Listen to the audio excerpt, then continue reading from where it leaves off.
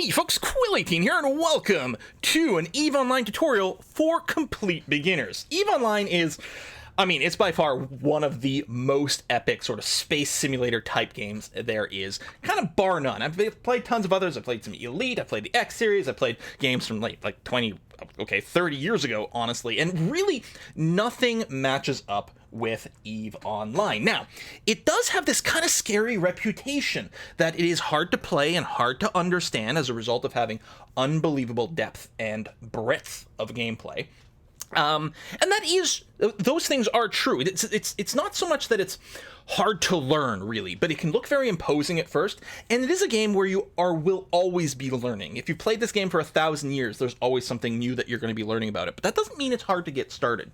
The other things that people always say about EVE is that it has brutally unforgiving player versus player conflict, as well as complex corporate politics. You got to get involved with these big groups of people to navigate. Now, it is very true that the most epic stories to come out from EVE involve massive player versus player and corporate espionage and politics and all those sorts of things. And they are an unbelievably cool part of the game if you want to get involved with that. But there's no reason that you have to. You can still have a ton of fun in EVE Online, playing on your own or maybe just with a couple of friends in a little corporation, all kinds of different things that you can do. For those of you who don't know, EVE Online it is free. You can download it for free either from the EVE Online website or from Steam, and you can play for free. There's no monthly fee either.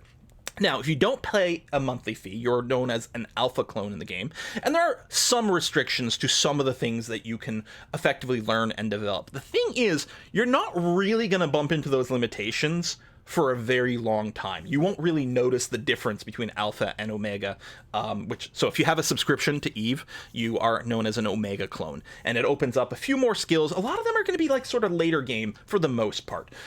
So if you want to try, you can do it totally for free. There is a link down in the description box to my recruit a friend for this game. If you follow that to create your account, I believe what'll happen is you'll get, there'll be the info on that page. Your account, you'll get a whole bunch of extra skill points, and I get something too. I don't remember what it is though. Plex something. You can just look on the page and then figure it out if that's fine. But that's it. It's not an affiliate link. I'm not getting paid for anything like that. But if you are going to sign up to EVE, you probably want to sign up with a recruit a friend link from someone because it gives you a nice little kickstart. With that in mind, what we're going to do is we're going to start and create a brand new character over here. This is on an alpha account, i.e. one that is just free that I'm doing here. We're going to start off, we're going to go through the initial tutorial. It's very recommended, by the way, when you play, do the tutorial, and then you're also going to want to do something called the career agents, and we'll look at those when we get into the game. The tutorial plus the career agents, which are effectively sort of an extended tutorial, will teach you like the vast majority of everything you need to know in the game, as well as it's going to start you off with a bunch of money, a bunch of free ships, a bunch of extra equipment and modules for your ships. You do not want to ignore those career agents because they are just like, wow, this is a hell of a good way to get started in the game. The first episode here, and in fact, most likely the first two, are going to be me going through the tutorial. Now, in real life, you can burn through the tutorial in 5 or 10 minutes if you know what you're doing, but here we're going to be explaining a lot of extra steps, giving you some context and everything. Now, if you feel that you don't need the tutorial itself, the initial game tutorial covered, you can skip to what will probably be episode 3, where I suspect we'll be doing the mining career agent and learning about mining. Episode 4, I will probably be doing the exploration career agent and learning about exploration, which honestly is one of my favorite parts of EVE Online. I freaking love the exploration mechanics. I find they're so interesting. There's so much to do. The pure exploration, the hacking, the this or that. Oh, it's wonderful. And then after that, depending on maybe some of the questions, the comments, we can cover some extra combat things. Although the tutorial sort of teaches you the combat, we can talk about more things like configuring your ship and whatnot. But we're gonna get there. Anyway, to try to avoid going for 10 minutes without playing the game, let's go ahead and make our very first character. When you make your first character, you will be asked to choose an empire to start as. Now, it is interesting. It actually does say choose an empire to explore over here, which presumably is because then you'll get a little bit more flavor. There's basically no difference of what you pick for an empire. It'll mostly just affect your starting area and your initial sort of starter ships that you'll have access to.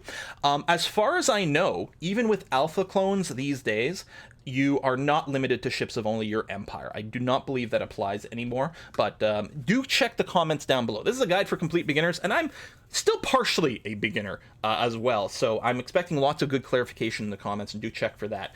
But basically, your choice of empire is going to have almost zero impact on your EVE Online experience over the course of the game. That is really it.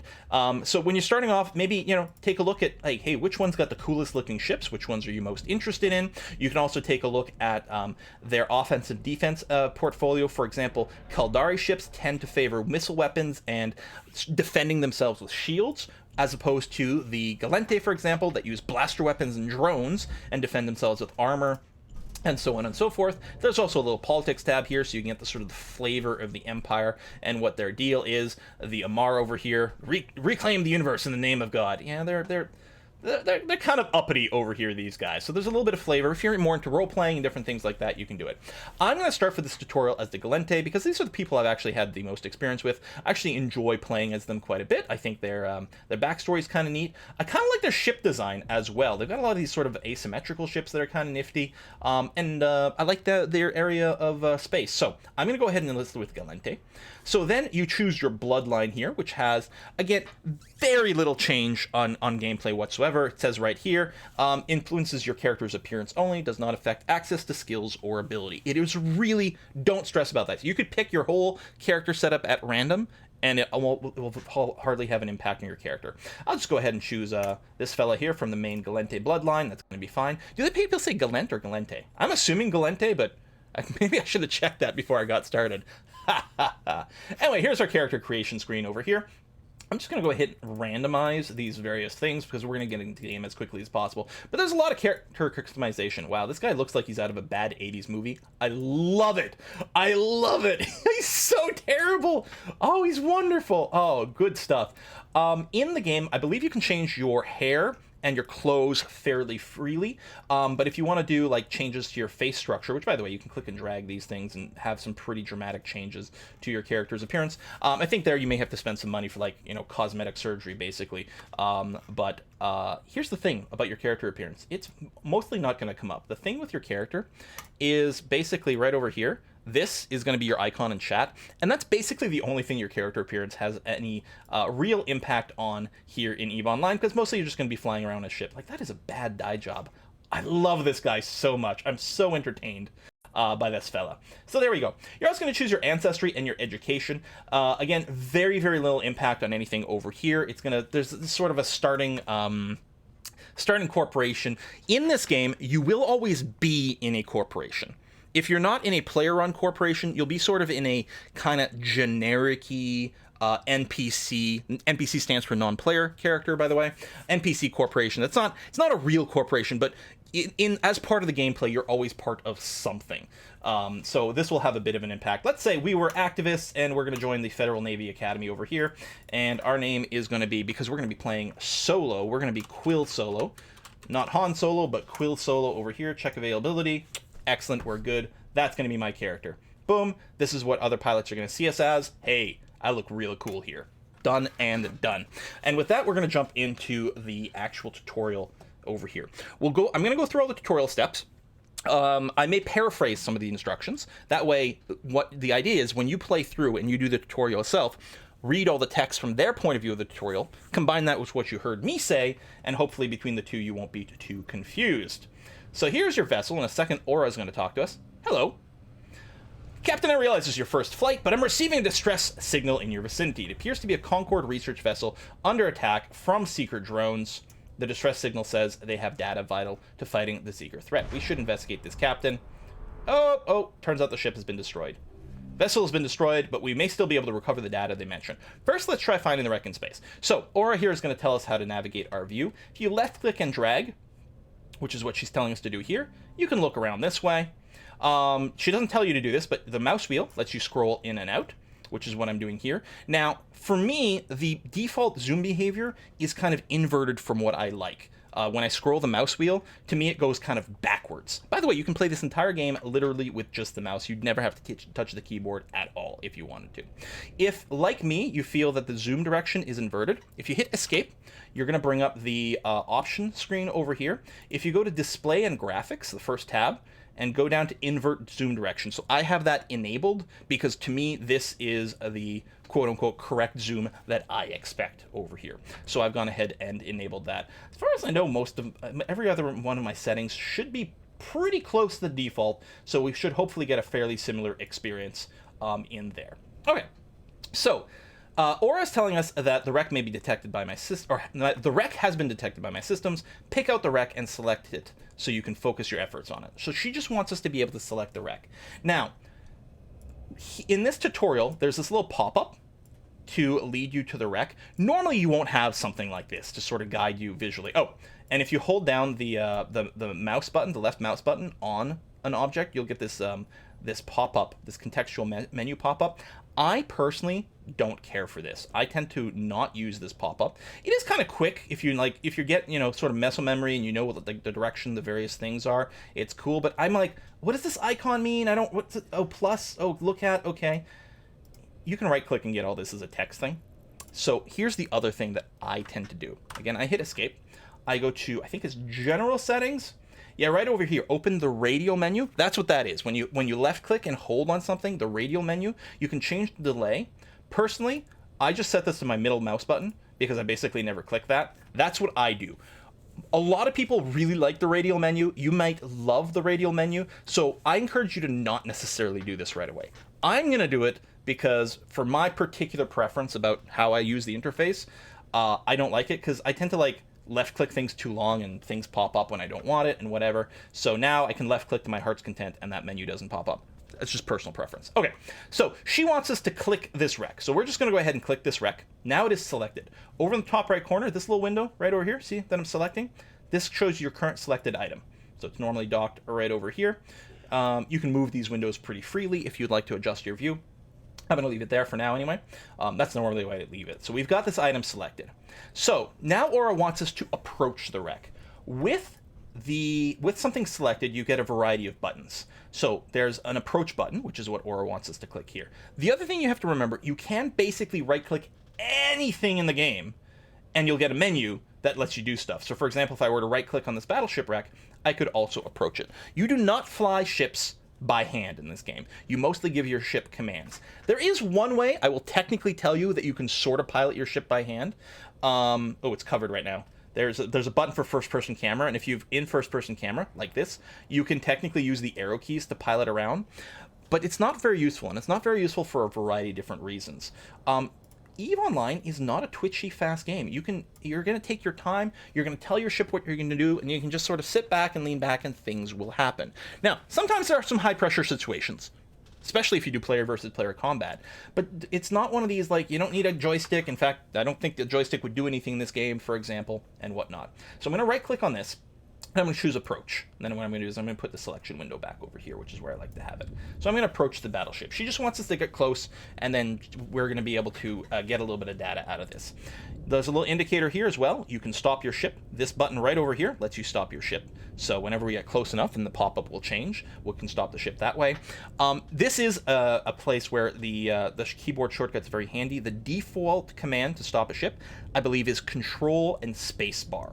You can check your shortcuts over here in the escape, and then hit shortcuts. You can check all your various keybinds over there if you want to know what something is. So I'm just going to hit stop the ship here because I'm pretty sure our momentum's going to carry us long enough. There it is. And that's going to be okay. Excellent. So we've done that. Now, we're about to be attacked. So Aura was able to download the core. That's great. But wait, there's an incoming enemy drone. Some people might panic at this point. We're actually okay. At this point, we're encouraged to look at the overview. The overview, see, we're going to get shot. It's fine. It's fine. Look, this is our health over here. We've got our structure, our armor, and our shields. Our shields are taking a little bit of damage. Let's not worry about it for a bit. Here's the overview.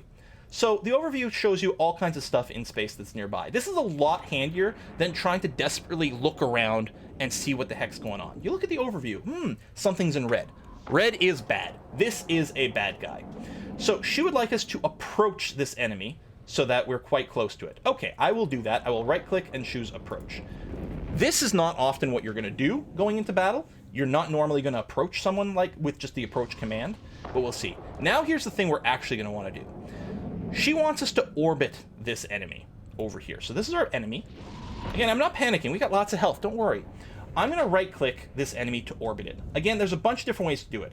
I could find it visually this way and try to right-click it, but that's difficult to do. The other thing, if you do have it selected for some reason, like we do over here, there's an orbit button on your selected items list. Very handy. But the other thing, and this again, right-click on all the things. Hey, there's a bad guy. I'm going to right-click him. I'm going to choose orbit, and I'm going to orbit him at 500 meters. So now our ship is going to just try to spin around, orbit around, fly around this thing in a circle. Now, she doesn't really explain to you why this is handy. We're going to get to it in a moment, but there's two reasons you're going to want to orbit someone in combat. One is you're going to try to keep them within optimal range of your weapon. And what your optimal range is going to vary wildly depending on your ship and your setup and all kinds of different things. The other thing is, when you are moving, specifically when you're moving sort of sideways relative to someone, right? If you're moving directly towards or away from them, then this doesn't apply. But if you're moving in some way vaguely sideways to them, which we are if we're going to be orbiting, you're actually slightly harder to hit when you're moving to the side. So anyway, this is why you tend to orbit people in combat. Anyway, she wants us to lock the target now. We're going to right-click on this target, or right-click on the seeker, over here, and choose lock target. Note, we could have also hit this button here, which is grayed out now because we're currently locking. The other thing you can do is you can hold control on the keyboard and click on something to lock it, which is my personal favorite way to do it because it's super fast. You just hold control and click, click, click, click. You can lock multiple targets. How many targets you can lock is going to be dependent mostly on your skills and various things, but we'll get to that later. Now that we have the target locked and selected, and note, it took a couple of seconds for us to lock this target. Now we can start shooting. Down here we have our weapons. This over here is our only actual weapon over here. These are various modules. We have a miner, like a tool that we can mine asteroids, and we have an afterburner that can increase our speed. But we have one weapon here, a civilian Gatling gun. With our target selected, if I click on this, you'll start to see it turns green, and it starts to wrap around in a circle. Every time a circle completes, our ship is going to shoot. We can just barely see the little beams coming out of our ship. There it is. It's just shooting away, and we get a little bit of info here if we're hitting them or grazing them or missing or doing whatever. I'll show you a cool trick. If we right click on the seeker and click track, what it's going to do, our ship is here and the camera will keep pointing at the enemy ship over here. We could also right click and choose look at, and what it'll do, the camera will actually move away from our ship and be looking at the enemy ship instead. Anyway, we've gone ahead and blown up the ship. Congratulations, your first taste of combat. Great work, time to go home. I'll need you to dock at your home station where I will transfer the covered data to Concord. So, she's pointing out this square icon here in the overview. If we look over here at Durapant 7, now, you will probably have a different station because you might start in a different area. You may have picked a different empire, or even possibly the different backgrounds may have led you to be in a different area. So you might not be in Durapant, but I am over here. But most importantly, this square thing, this is a big station. So what we're going to do is where we're going to right click on it, and she wants us to choose dock. Now dock is actually going to do three things for us. I'm going to hit stop here so that we're not moving, so I can give you, I'm going to tell you the step-by-step process that dock is going to do for us in one convenient step. But what we have to do, it's very far away. There's a distance meter for all these objects here. Durapant 7 is 13.2 AU away. AU means astronomical units, and that is the distance from the sun to the Earth. That is very far away. We can't just fly there at a normal rate. We're going to have to warp there instead, is what we're going to do. And that goes very, very fast. But warp goes in a straight line to your target. You can't interrupt the warp. You have to pick a specific known target. You can't just fly willy-nilly. You warp to it. When you arrive, you drop out of warp, and you're there. So the first thing that happens to get somewhere is you're going to have to align to it. If I right-click and choose Align To, all that's going to happen here is my ship is going to face that object, which is what's happening there. So we are now facing that object. Next, what's going to happen is we are going to warp to it. Now, we can warp to a particular distance. I can say, hey, warp to 100 kilometers away. But we're going to want to warp right on top of it, warp to 0 meters. Boom. We're going to do this. Warp drive active. Warp drive active. So normally when you right-click and choose warp, the first thing it would do, it was align you to the target. But we've already aligned. But normally, you wouldn't bother doing the align manually. unless they're very specific things. There are very specific cases where you might want to align, but that's a much later topic. So by right-clicking on something and saying warp to it, your ship would automatically first align and then start the warp. And then once we're here, we're once again going to right-click on this station. Now you can right-click on it in the view or in your overview over here. And we're going to choose dock. Now see, it's grayed out because I'm still warping. If I right-click again, now that I'm done warping, dock is available. Again, it's worth noting that I don't have to have done the align or the warp to do this. If I had just right-clicked dock from the start, my ship would have automatically aligned, would have automatically warped, and now would be docking. But I want to show those individual steps over here. So we're now going to dock to this giant space station. Oh, ho, ho. It looks really cool. Docking request accepted. And depending on exactly where we warp to it, it can take a few seconds before we actually get pulled in. But there we go. We are now docked to this station. This is currently our home station. Stations are where you can store your ships and assets while not in use, repair your ship, and safely use your content finder, the agency, to uncover opportunities in Eden. So she wants us to open our agency screen. What I'm going to do is I'm just going to minimize Aura for a second, and we're going to talk about a few more things on the screen. Over on the left, this is what they call our Neocom over here. And this is where you can access tons of different windows of different things. For example, Aura over here, she got minimized to that bar. Boop, that's Aura right over there. We got a chat window going on.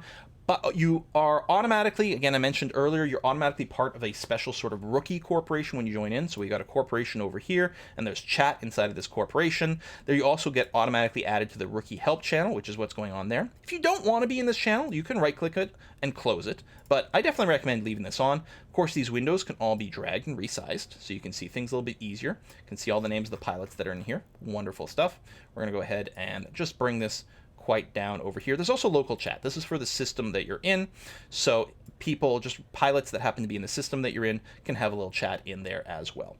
We're going to go ahead and shrink this quite down right now because, I mean, I could minimize it, but I'm just going to do this for now. That's going to be okay. So the Neocom. All of these little icons over here can also be accessed through the menu on the top. This little E button over here, if you click on this, you get a full menu. She's in a way, which is a little bit annoying. A full menu with many different categories worth of stuff. And everything that you see here is in this list somewhere, and we can add to it. Like, for example, this little help. There's a little help button over here. We can open the help. We can close the help. Excellent. If I right-click on this, I can go ahead and close. No, that's weird. How come I can't remove this? Oh, maybe I can't. I can't remove the shortcut maybe during the tutorial. That's interesting. Okay, this is the map button. I'm going to go ahead and right-click it and remove this shortcut. I no longer have the map as a shortcut over here. If I go into the menu and find the map, which happens to be in this first category, activities and map, I can right-click it and say, oh, could you add the shortcut back over here? Lovely. You can also click and drag to reorder things. Very handy dandy. Okay, so I just wanted to talk a little bit about that. We're going to ignore most of these buttons for now. There's some good stuff. Hey, your inventory, that's pretty good. Ship fitting. Hey, do you want to find out about your ship? Let's take a quick little peek. If we click on fittings, this is going to be dealt with later in the tutorial. But this is our ship right here. This is a Velator. I'm flying a Velator because I am Galente. If you're a different empire, you will get a different starting corvettes. As far as I know, all the starting corvettes are equivalent or basically equivalent.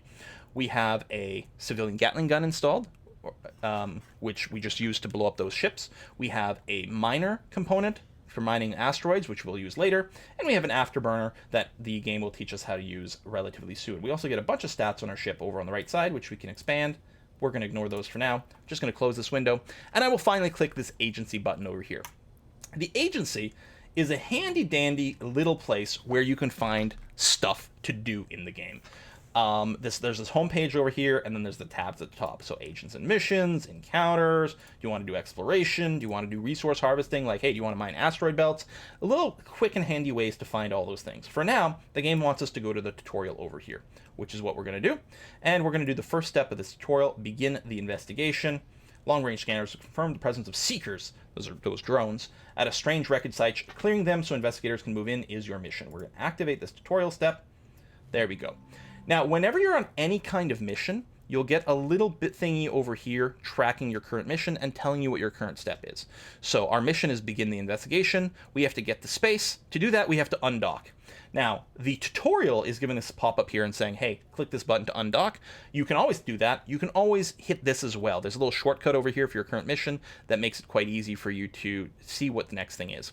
Skilling spree over here, depending on when you watch this video, may or may not be a thing. This is sort of a daily little challenge for people. We're just going to go ahead and hide that for now. And you can do that. You can hide any of these by clicking on the little name. And if ever you're on a mission you want to stop, there's a little button here to do this. So I'm going to go ahead and undock as instructed.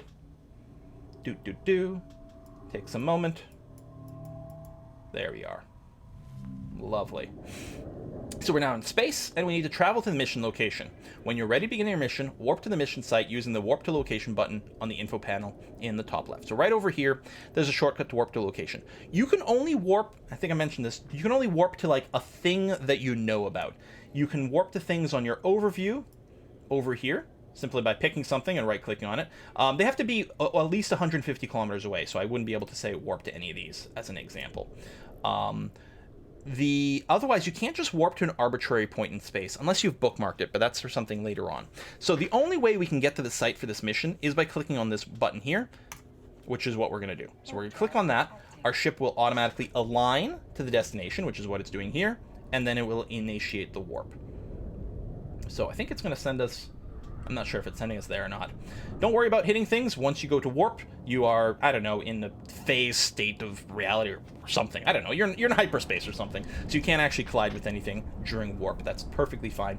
Note that while you can technically collide with things when you're just flying around, which will sort of stop you, you won't take damage from collisions. As far as I know, if there is ramming damage in this game, I am not aware of it.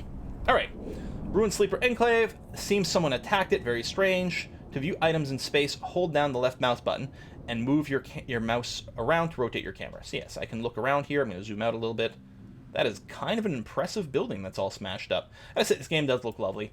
There are seekers here. Our mission is to eliminate them. So we got bad guys. We've got two different bad guys over here. So again, she's talking about approaching and all this. What I'm going to do, first of all, is I'm going to use Control and click on the first seeker and then the second seeker to target both of them. Again, I'm not worried. These guys aren't going to kill you. It's a tutorial. You're going to be fine. They hit us with missiles. We're taking a little shield damage, but we're okay. We're going to hit... I've targeted both of these. See, they're both locked. I can toggle my selection this way or by clicking over here. Either way is fine. This first guy, I'm going to go ahead and approach. Rather than approach and then orbit, I'm just going to click this orbit button or right-click and choose orbit. Either way you want is fine. And your ship will approach to move into orbit. And then with this thing locked on, I'm now going to go ahead and hit my gun here. Note that there's hotkeys for this. The civilian Gatling railgun is hotkeyed to F1. You can see it in the little tooltip here. So if I were to just hit F1 or click, either way, my Gatling gun would begin to fire. So that's what we're going to do over here. And we're going to shoot on this ship. Pew, pew, pew, pew, pew. Just wait a second for this to happen. I want to talk about optimal weapon ranges and things. Now, this game is not all about combat. The tutorial is teaching you combat because it's a good way to learn about navigation, and also, you don't want to get into a fight and not know what to do. But you can go a long time without getting into any real combat. So that one's dead, so I'm going to now say I want to orbit the second one, and I'm going to go ahead and target with my Gatling gun on the second ship over here. There it is.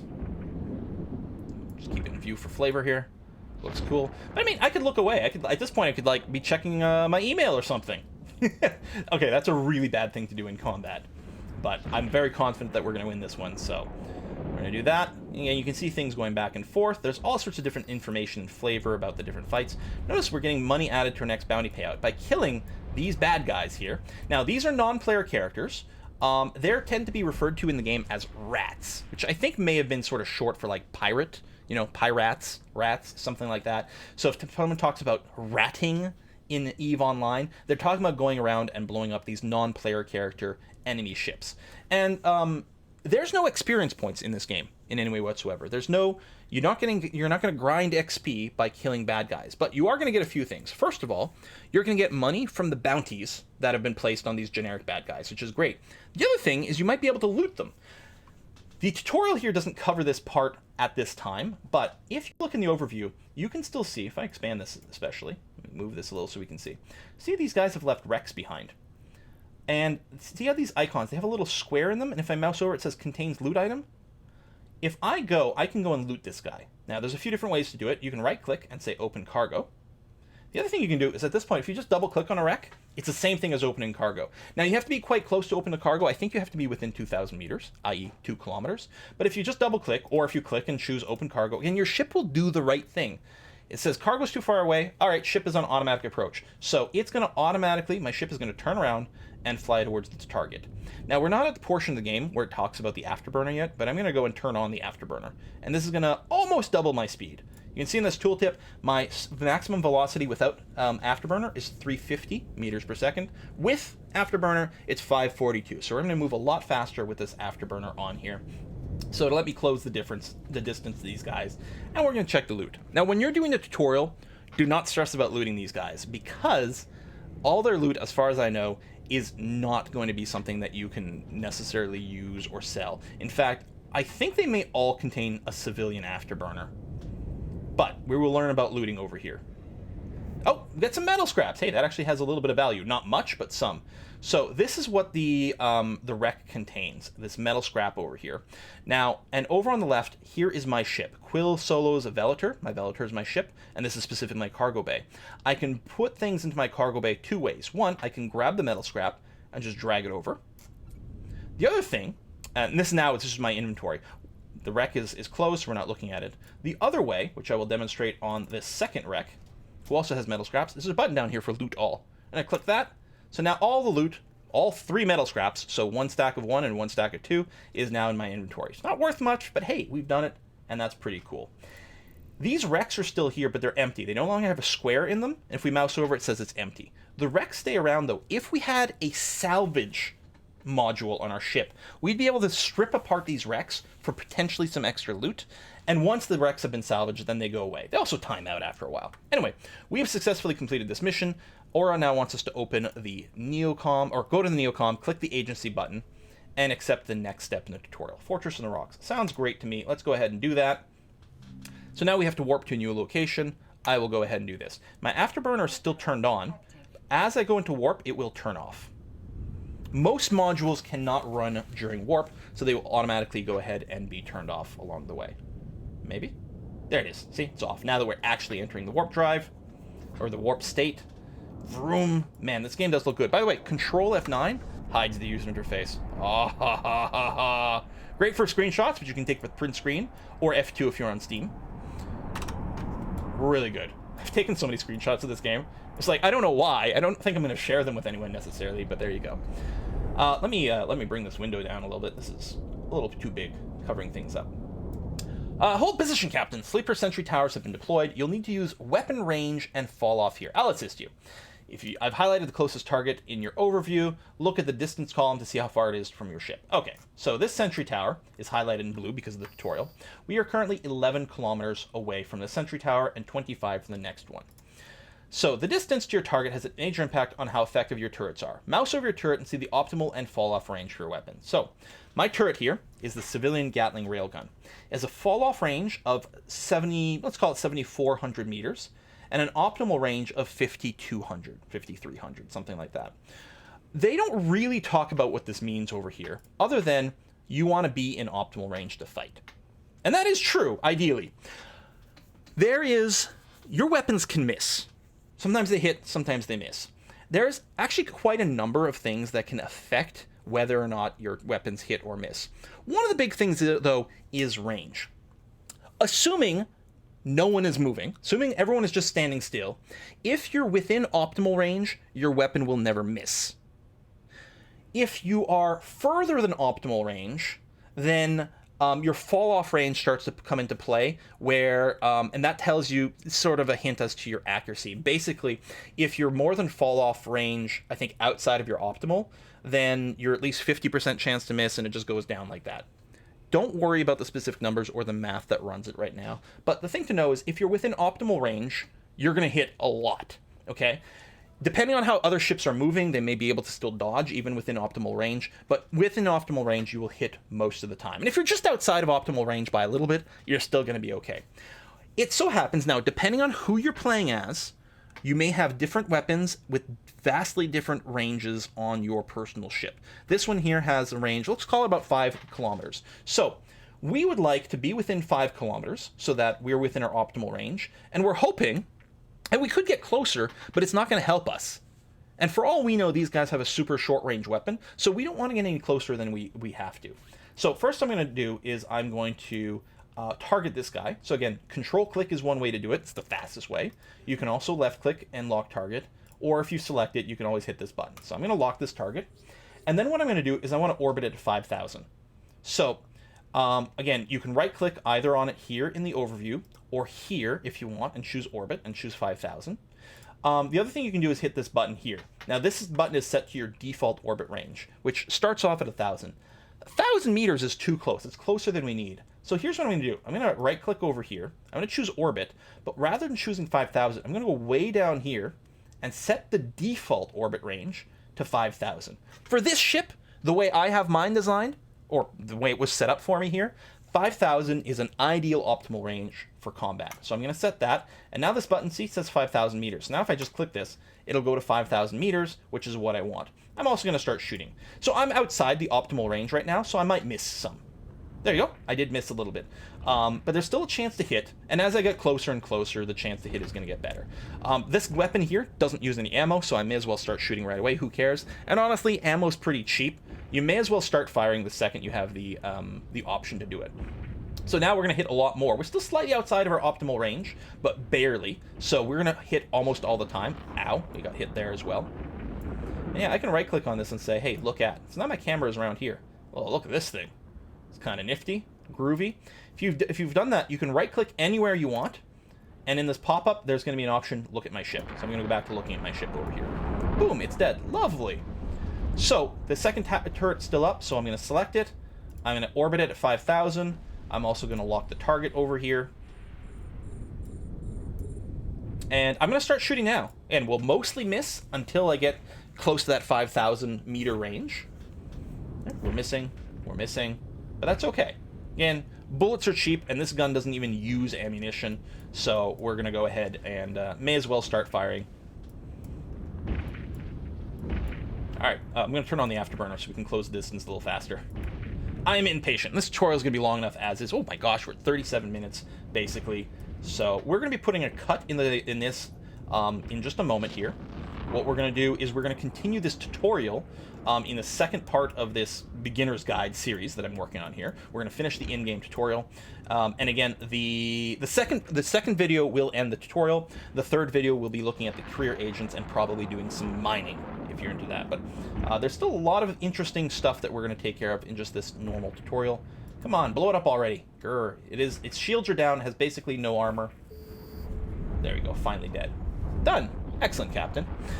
Oh, you know what? Well, no. So what she's going to want to do, I think the next step is going to be some skill stuff. So that will definitely be a next time thing, because skills in EVE are a really interesting concept and very different from basically every other game. I'm just going to go ahead and stop the ship over here, and I'll wait here for you guys in part 2. Again, if you do want to sign up, do recommend you use a invite a friend link. I've got mine in the description box down below, because it should start you off with some extra gear and whatnot. And if you're new to the channel, hey, subscribe, like, comment, favorite, sacrifice a small animal. I don't know, whatever. It all helps. We don't know how YouTube works, but we figure all those things probably help. I'm going to see you next time, folks. Bye-bye.